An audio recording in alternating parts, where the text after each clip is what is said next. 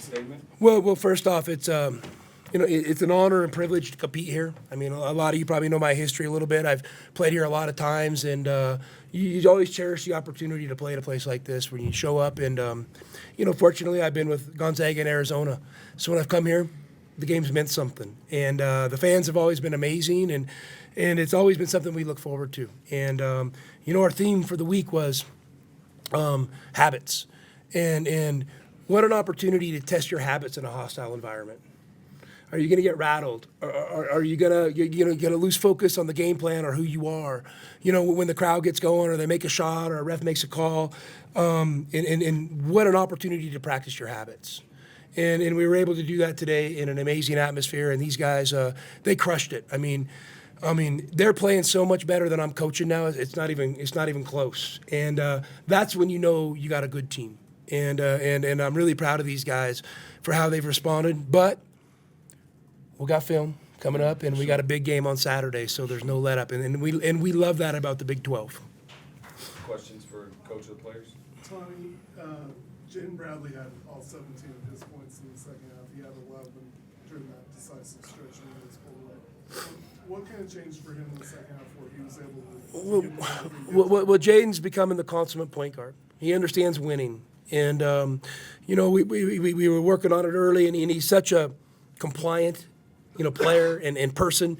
It was just finding that balance of how aggressive do you need to be early versus running your team. And I think he's really settled into a sweet spot where he's just running the team, and he just literally makes the right play every single time. And I told him he's a way better point guard than I am a coach, and thank you for that.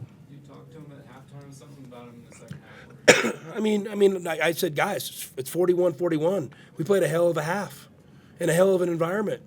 And there was no switch to flip. I mean, let's just go out possession by possession and win the game. And there was I didn't have to talk to JB and pull him aside and say, be more aggressive, nothing like that, because he knows what to do to win. And when you have that as a coach, what a luxury. BYU only had 2 baskets over the final 7:46 in the game, and obviously the one was right at the buzzer. What did you guys do defensively in those? Honestly, we stuck with our plan, and we knew that they were going to run a bunch of ATOs and kind of counters to actions and stuff like that. And in a 2-day scouting report, you're kind of first time playing against a coach and a new team in a new conference. You don't have all the tells or tendencies. You just have to rely on the players.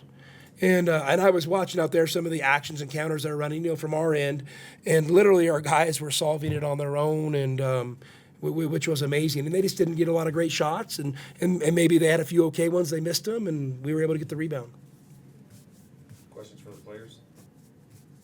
Caleb, could you just talk about what it was like to play in this environment? And it seemed both of you guys really kind of had some key plays at times when fans are standing up, and it was crazy in here. What was that like? Yeah, it was a great environment. It was fun to play in. We just had to come in and embrace it, stay steady during the chaos of the game.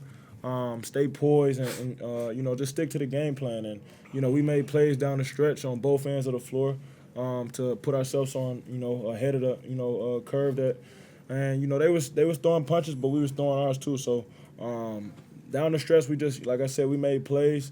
Guys stuck to the plan. We rebounded the ball great. And, we was moving the ball, sharing the ball as well. And we got good shots and good looks. And Henry, how about the key inside to kind of take advantage of them like you were? What did you say? What was the difference for you in, matching up with them and being able to play like you did? I feel like we just had good ball movement as a team. Like, the guards gave me great pocket passes, great passes, so they made my job really easy. I had mostly just layups and dunks. You kind of had a big 3. Yeah. It was a great pass. You also said, I think at Cincinnati, you said you like playing against hostile crowds. Did you feel that tonight too? No, BYU has a great crowd. The fans were going crazy since before the game even started. So it was definitely gave us a lot of energy to play, kind of like going on the road and being a villain. Well, Tommy, after about the 10-minute mark, Catchings made it 3. They went up 1. Crowd's going nuts. A lot of coaches there probably would have taken a timeout. Why didn't you? And obviously it paid off.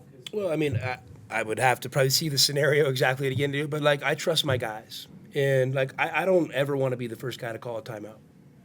I mean, I don't know. It's kind of the old Phil Jackson thing, right? Like, you know, you will if you have to. I mean, you know, you got to swallow your pride sometimes. But I trust these guys to figure it out. You know, to me, what's more powerful than a timeout is a response. And, you know, I mean, because when we came down, I think they made a big three, and then I think Caleb made a big three. That's way more powerful than me calling a timeout. And I've always believed in that, and I just trust that. And, yeah, I mean, I had my timeouts in my mind all night when I was going to kind of implement them, but it seemed like we didn't need them. And I kind of felt good about the rhythm of the game, and I didn't want to, like, make the game disjointed because I liked the feel of how it was going. Caleb, you shushed the crowd after you hit that big three that put Arizona back up by 1. Do you kind of gain momentum when you go back and forth with the crowd like that? No, I wasn't really going to the crowd. I was really, you know, telling my teammates, like, you know, we good. You know, in the chaos, like I said, in the chaos of the game, you want to stay poised in all situations, and my energy was going to the team. And I'll just say this. One of the things we've really been working on, and because our guys are susceptible like anybody, is celebrations to your team and to your fans are way more powerful than to the other bench or to your opponent or talking trash.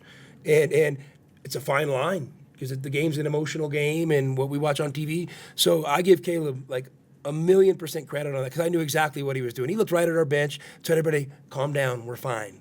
And when you have a player like that sending that message rather than celebrating, you know, for his own gratitude or his own feelings to the fans, that's when you know you got something. So I'm really proud of the progress these guys have made in that area because you know what?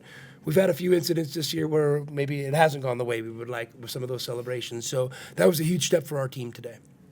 Tommy, that first half technical on Jaden, different than the other day, but was that something that maybe helped him? I mean, that wasn't. It was literally it was a flagrant one. It was a flagrant one based off of somehow his elbow rode up and got a guy, and I didn't really get to see the play. But you know, Greg Nixon's the one who called it. He's one of the best referees, so I'm going to trust he had it right.